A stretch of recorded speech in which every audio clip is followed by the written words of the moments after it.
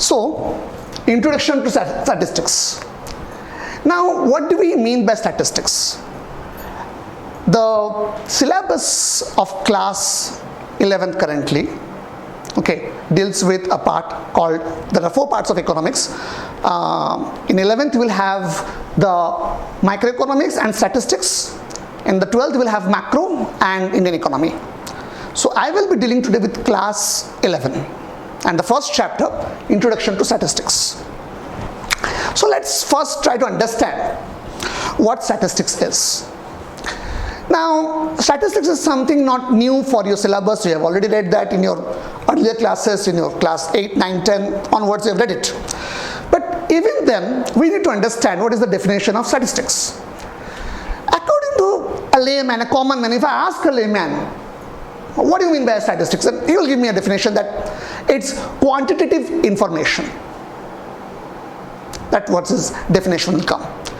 But we need to understand that every quantitative information is not statistics. Of course, one thing is sure, that all statistics is quantitative information, but not the reverse. Not all quantitative information are statistics. So, now we need to understand some idea about statistics or something like that. So, statistics will be dealt in 2 senses. We will have 2 senses of statistics. One will be called the singular sense.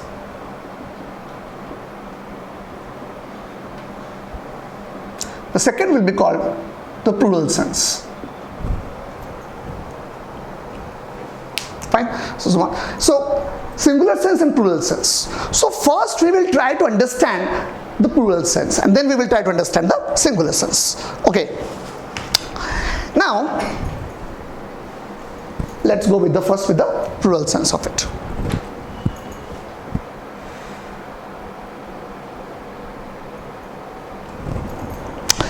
In plural sense, it means a set of information. Okay. Now, it refers to information in terms of numbers, numerical data. Okay.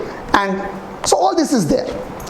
However, we need to understand something, and not all, as I told you, not all information, numerical information is statistics.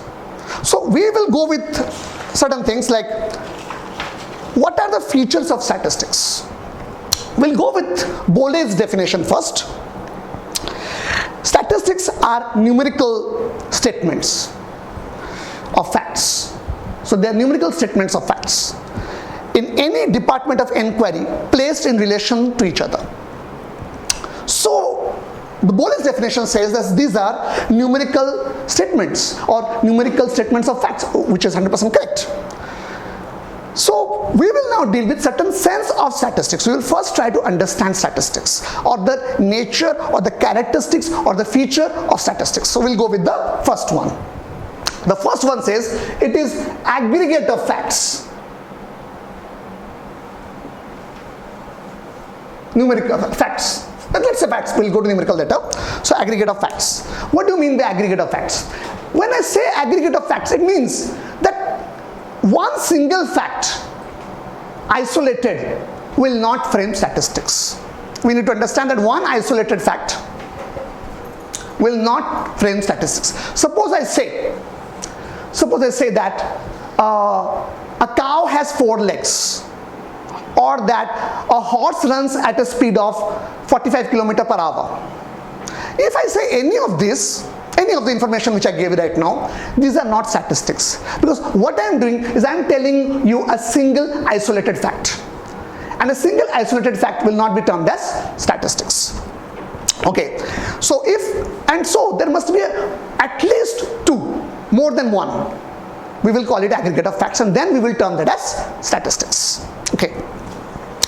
Now, for example, if I say that if I give you the information of the marks collected or the marks which is secured by students in statistics, I will give you statistics of 40 students which are there in the class, and all the marks will come of statistics out of 50, then we will term it as statistics. We also need to understand that aggregate of facts is of no consequence. The reason is that in statistics, we always deal with averages. Okay, so even if there is a huge amount of facts altogether, that is not it is only a part of it and not the whole of it. In simple terms, simply if you have a lot of data, okay, that is only data, but that's not statistics. We'll come to that a bit later. Next is must be numerically expressed. Okay, now if somebody says, I love chocolate. Suppose someone says, I love chocolate. So the second fact is it must be numerically expressed.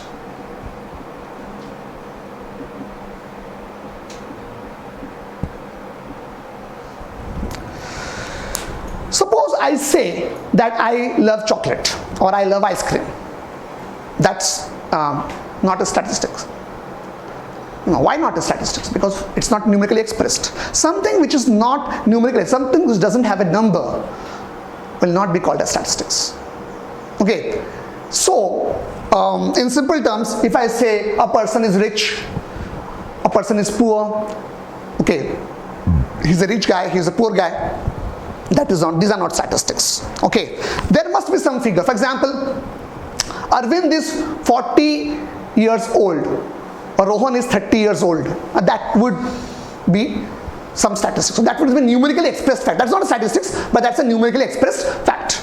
That Sachin is 40 years old or Arvind is 50 years old. It's a numerically expressed facts. Okay, so there are two things. Number one, they must be numerically expressed, and those numerically expressed facts must be aggregate or must have a collection. Okay, more than one, of course.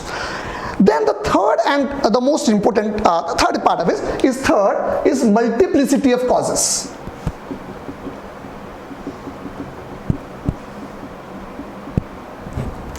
Okay, the third part will be multiplicity of causes. Now, we need to understand that in statistics, one single, there's something called cause and effect. We need to understand the idea of cause and effect. But one single cause relates to something or happens something that will not be called as statistics. Okay.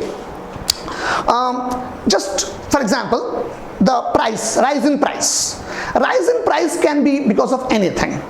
It can be because there is a shortage of things. There can be a shortage of things. There can be a great amount of demand. A large demand will create a shortage or will create a rise in price. So there can be a multiplicity of causes. And this can all be there. Okay. Then that must be mutually related and comparable.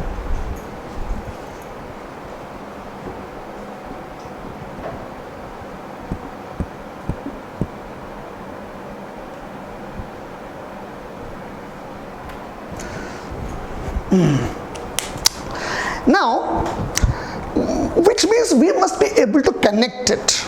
Okay, it must be something, data must be something, and that's one most important part of statistics or the data is that the data must be comparable. Okay, it must be mutually related and must be comparable. Now I will give you an example. Suppose I say Arvind is 30 years old.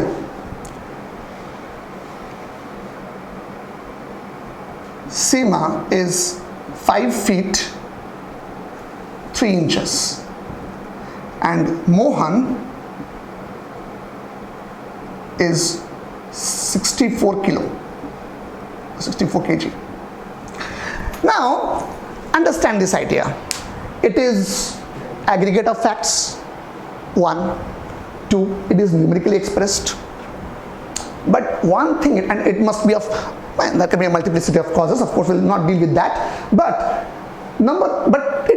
still it cannot be called as statistics. Still it cannot be called as statistics. The only reason for it cannot be called as statistics is because these data are not mutually related. Number one. Number two is that they are not comparable. I mean, what sense does it make if I compare Arvind who is 30 years old with Seema who is 5 foot 3 inches? Or what sense does it make if I say a 5 foot 3 inch man is somehow comparable, mutually related with a 64 kilo man? It doesn't make a sense. Okay, so this cannot be called as statistics because these are not mutually related and hence because they are not mutually related, they cannot be compact.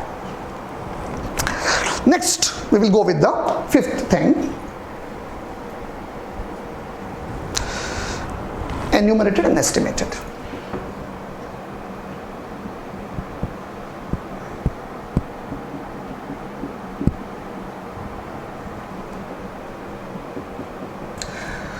So we need to understand the idea of enumerated and estimated. Suppose you go to a festival or a grand concert. Suppose Sonu Nigam comes and in Bhubaneswar, and everyone goes there to see. And so I was not present at that time, and I'll ask you, my dear student, tell me how many people were there. Now of course you would have never counted them, would you? No. You would have simply said, sir, there would be somewhat about 50,000-60,000, maybe 1 lakh. So what are you doing? You are estimating. You are estimating. It's not. So estimation is what you can call as a field of investigation where there's a large data, okay, or and you somehow try to find out how many people are there, and you never calculate all of them, never count all of them. You never count all of them. Whereas enumerated data means you count head by head. You will count 1, 2, 3, 4, and you can say that, sir, this much of tickets were sold, so this much of persons were there. Okay, suppose I will say, sir, 60,000 persons were there. I will say, how do you know? Sir, enumeration. How enumerated? Sir, each person got 1 ticket, so 60,000 tickets, so 60,000 people. Or audience, 60,000 audience. We call enumeration. Very counted. Where you just make a guess and seeing a huge population, you make it just a rough guess. You try to make an estimate. Okay, that's what you call estimation. Okay. In short, what we can say is that statistics can be concluded that all numerical data cannot be called statistics, because all statistics are numerical data. Okay.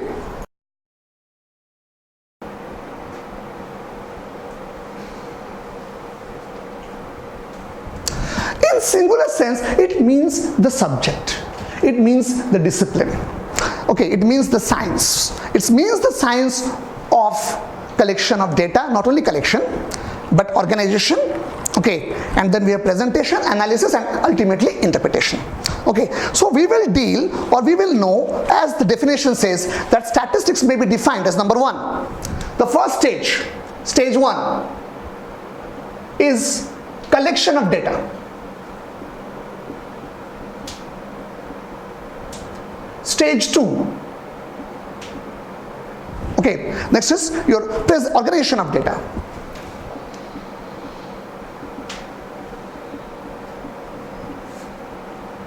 Now we will let us try to understand it a bit better. We will go with one by one, and then we will deal with that.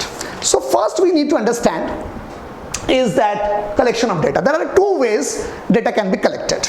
Okay, so first we'll go with the collection of data. There are 2 ways in which data can be collected. The one part is called census. Second part is called sampling. Okay, so these are 2 methods of data collection. One part is called census, another part is called sampling. In census, the whole of the population is covered, and in sampling only a part of the population is covered, by which we infer about the whole of the population. Now we will deal with it over the chapters that are going to come, where there is a separate chapter called collection of data. We will be discussing detail about population and sampling, or census and sampling. But then the second is organization of data, or you call arrangement of data. We arrange the data. Okay, in maybe tally bars is one way of arranging the data. There's a different ways of arranging the data. The third part is presentation of data. Stage 3 is presentation of data.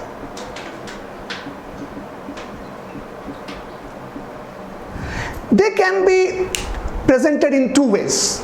Number 1, they can be presented graphically. Number 2, they can be presented non-graphically.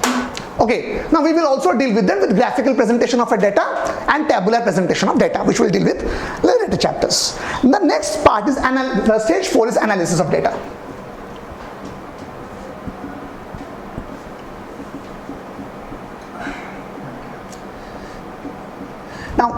say analysis of data, we mean about averages. It's about averages, what is the correlation, what is the dispersion, all that is the, analysis. We analyze what the data is all about. Okay. And some numerical standards will come out. Some numerical parameters, we call it, some parameters will come up over this. So we will later part discuss about parameters. And the final stage, stage 5.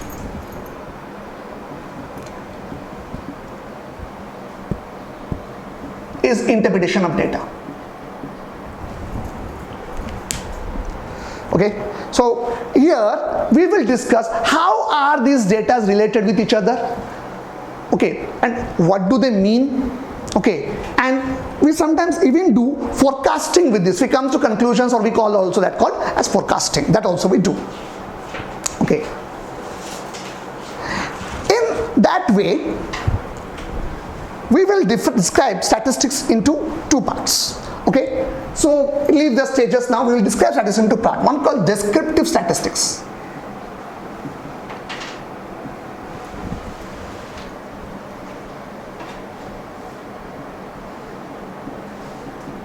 Descriptive statistics.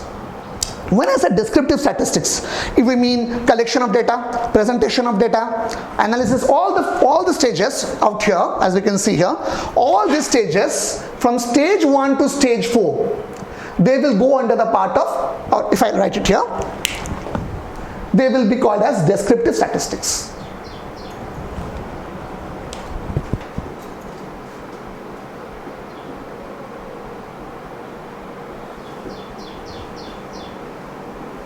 Okay, they will be called as descriptive statistics. We will describe them. Okay, so this is the presentation from descriptive. So these 4 stages are called descriptive statistics. The 5th one is called inferential statistics.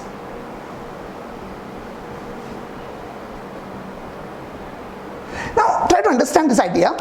When I'm saying this, inferential statistics, this is not a part of your syllabus. We don't have inferential statistics at all. Okay, and that is only for the higher level, for those who take statistics as their career. Okay, then we will now try to deal with another way, or another thing, limitation of statistics.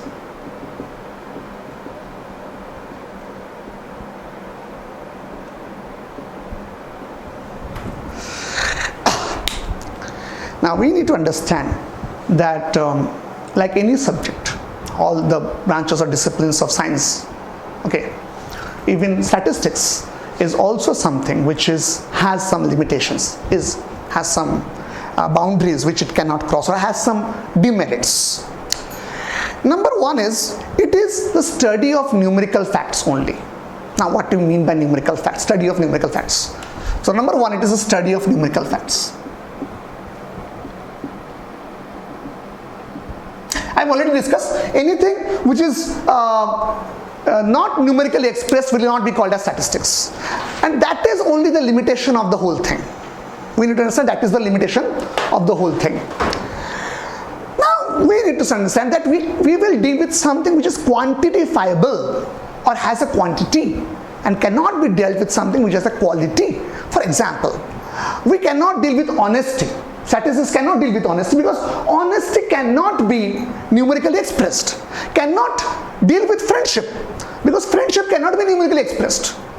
Cannot be dealt with love or emotion or feelings. Not possible. The reason behind it is very simple. We deal with a quantifiable data, not qualifiable. I can say that he is a better friend of mine than Arvind. Or let's say Arvind is a better friend of mine than Saurav. I can say that, but that is not statistics. And that's also one of the limitations of statistics, that I cannot deal with a data which is not quantifiable. Now, I will ask a very simple question. Is intelligence, is it quality or quantity? The answer to the question is a quality. But interestingly, it can also be quantified. We use the word IQ, also called intelligent quotient. Okay, we use the word IQ for that. But again, IQ is not the actual thing. Okay, this is just an estimate, and this is not concrete. No psychologist will ever say that an IQ is a concrete thing. Okay. Next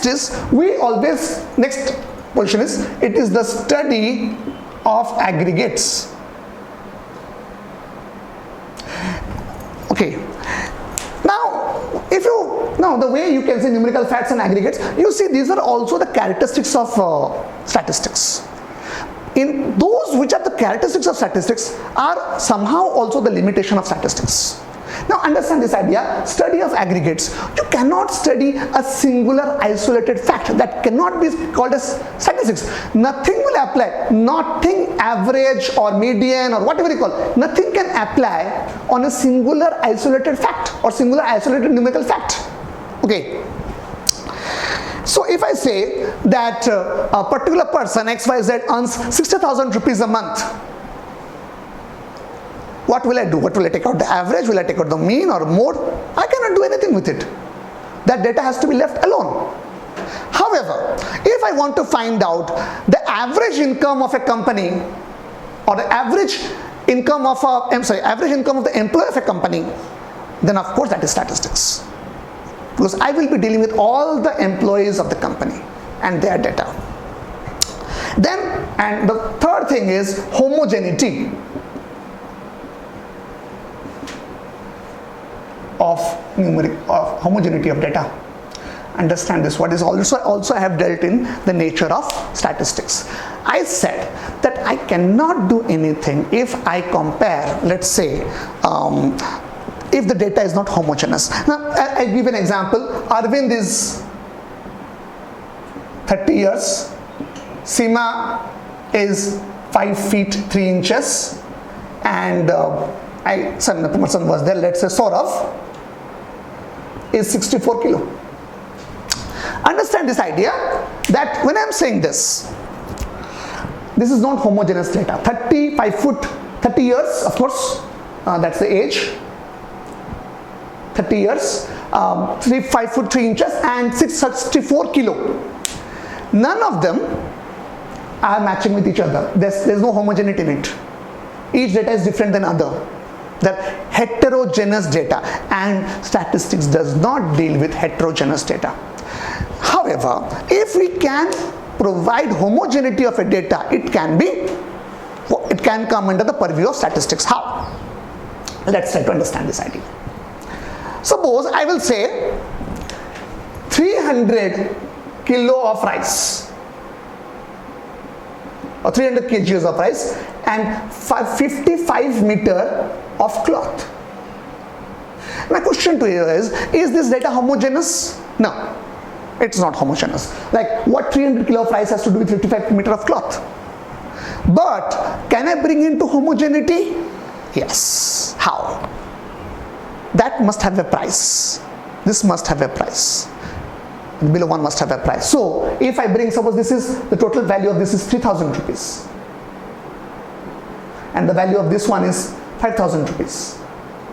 Then now the data which was now homogeneity is achieved. So if we can bring them under a certain homogeneity, the data can be compared. I just have explained to you this. And then we need to understand that the results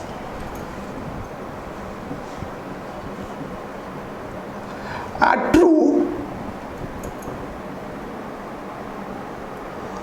only on an average,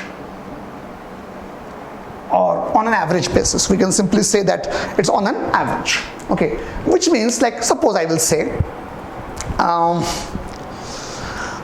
if I say that the average shoe size of the class is 5 foot 6 inch, let's say the average height of the the size or the feet of the students, suppose in a class there are 50 students and we measure their feet, and that comes that all of the average is about 7 inches. It's a 7-inch feet. Okay, doesn't mean that everyone has having a 7-inch feet. Someone may have a 5-inch, someone may have a 9-inch, someone may have a 10-inch feet. Okay, so in simple terms, it is true only as an average. It's not applicable to each and single individual of the population. So in a way, the population will differ. Similarly, if I say that the average income of a particular company, let's say X, is 30,000 rupees, does not mean that every employee is earning 30,000 rupees. It means that someone may earn 20,000, someone may earn 50,000. So it would differ. Okay. And one of the demerits of statistics is that, number one, and that's the fifth one, is that it can be used only by experts. We need to understand that to use statistics or to apply statistics, a normal layman cannot do it. You require an expert to handle something called statistics. Okay. When a normal man cannot even understand statistics. If I give him a numerical data or something like that, he cannot even understand that. So it can be used and can only be understood by those who know something about statistics. Okay. And the important part about it is that it is prone to misuse. Okay. And the last point will be, if I write here the sixth point,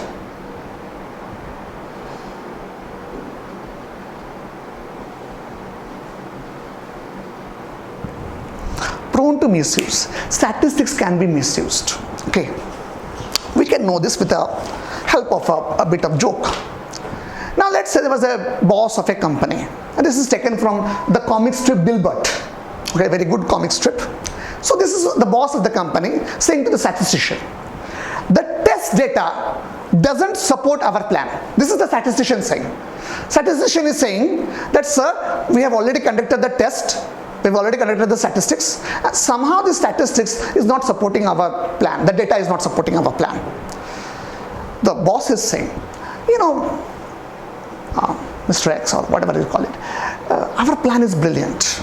Okay, so this is just a brilliant plan. So you just do one thing, just adjust the data. Okay, the statistician says, what? You want me that I should falsify the data? The boss is saying, the CEO of the company, or the manager is saying, see, let's not go into the definition of things. Okay, so we see that there are situations in which statistics can be misused, and it is prone to misuse. So now we will try to understand that what are the different functions, or how statistics helps us in, or how statistics helps us in economics. What is this use in economics? Now try to understand this idea that statistics is used not only in economics but every field, like even it's used in physics, chemistry, biology, okay, and sociology. It's used in a lot of fields. Okay. Following the words of Professor Tippett, we will now try to understand what is the function and importance of statistics in economics. He said a very interesting thing. A day might come, I'm quoting him as a quote, a day might come when Department of Economics in the universities will go out of the control of economic theorists and will fall into the hand of statisticians.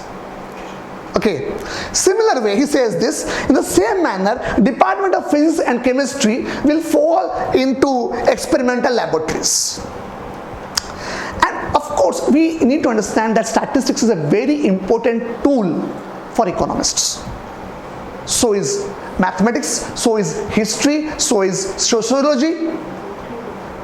A lot of things economist needs to consider when he is dealing with economics, and statistics is one of them, but it is also one of the very important ones. Okay, so we will now deal functions. So what is the importance of statistics in economics?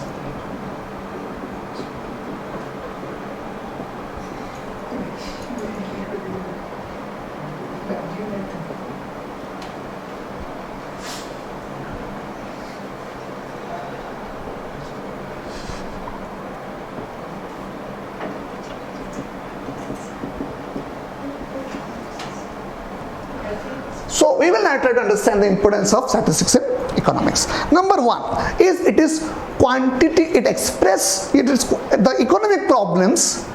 Number one, quantifiable, or you can say it is quantitative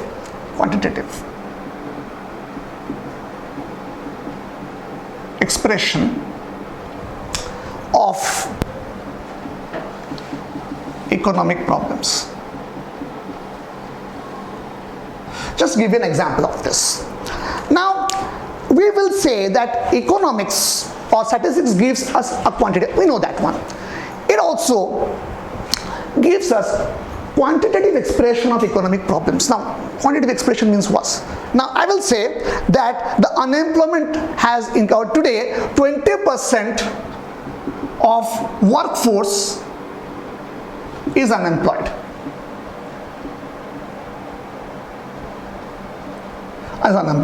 Now, what is it? This is quantifiable expression, 20% and quantifiable expression. This quantifiable expression is how much? 20%. Economic problem, unemployment. So quantifiable expression of economic problem. With 25 expression is 20% and economic problem is unemployment. Okay, so this is the idea of quantifiable expression of economic problems. The second part will be the working out the cause and effect relationship.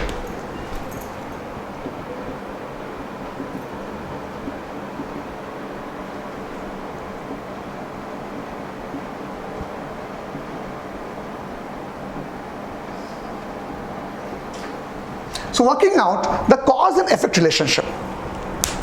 Economist tries to find out what are the cause behind a set of things. Okay, and if something happens, why does it happen, and the reason behind it, and that is something where statistics comes into use.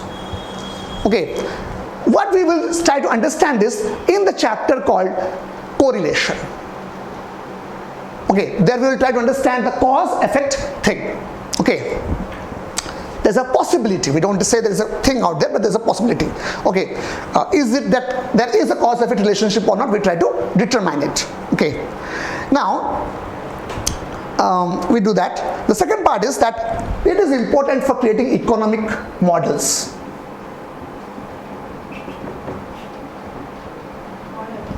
So economic models are also created out of it. For example, we will say that when the price will rise, other things remaining constant, ceteris paribus remaining constant, the demand of the commodity will fall. The price will rise, demand will fall, other things remaining constant, provided. Okay, so we are creating economic theories or economic models and theories. However, these are laws and laws, even theories and laws. So these are three things: model, theories and laws are derived out of the help of statistics. And the next important part about this is forecasting, economic forecasting.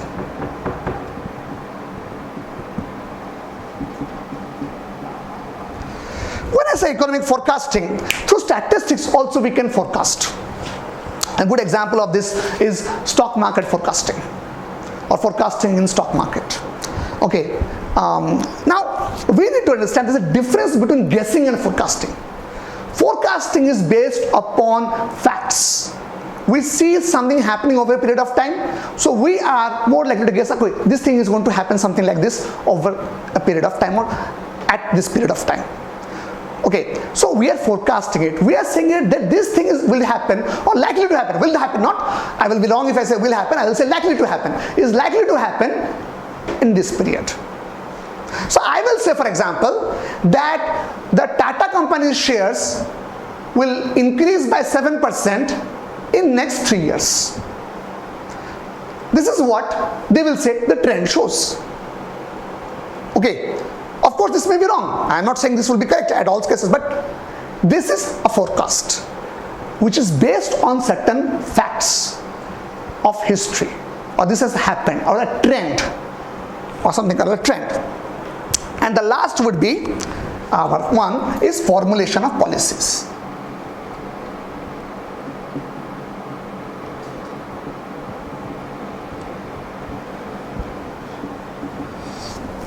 When I say formulation of policy is very important, what you know, economists are in the top rung in government. They're one of the top things, or they're the top people out there. They're experts of their field. Okay, and they advise the government, the Minister of Finance, the Prime Minister. There are economic advisors to the Prime Minister. They're economists, very good economists. Their background is economics. Okay, and when they deal with all these things like economic problems or models or theories or forecasting, upon that, if there is an economic problem happening, suppose unemployment happens, the economist advisor, as I said, formulation of policy, will advise something that let's do this or do that.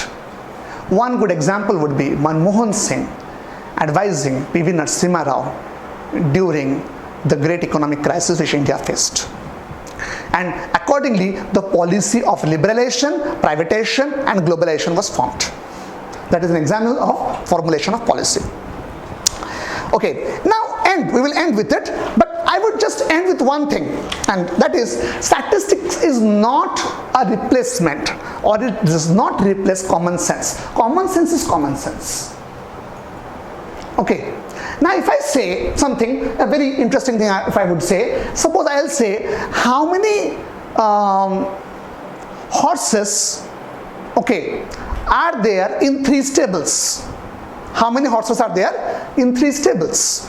So let's say, I will say 5 plus 4 plus 2. Okay, we'll take out the average. 5 plus 4 plus 2. 5 plus 4 is 9, 11. 11 divided by 3 will come, what is the figure will come? Something will come. So let's do with this. Okay, let's do with 2 things. Let's make it much more easier. 5 plus 4 is 9. Okay, let's do 5 plus 4 is 9. Now let's say now we'll try to find out the average. 5 plus 4, 9 by 2, it is 4.5. So there are 4.5 horses. How many horses? 4.5 horses in each stable. Now you will ask me, sir, where comes half the horse? Of course there can be nothing as half a horse. That's pure common sense. Don't replace statistics. Okay, or don't replace common sense with statistics. Statistics is statistics, common sense is common sense. And so in simple terms we are speaking that common sense has got its own role to play and statistics has got its own role to play. Okay, and of course we must have common sense while must we use statistics. Statistics is common sense is very important. In short, I will say, round it up altogether, and I will say common sense is very important when you are dealing with statistics.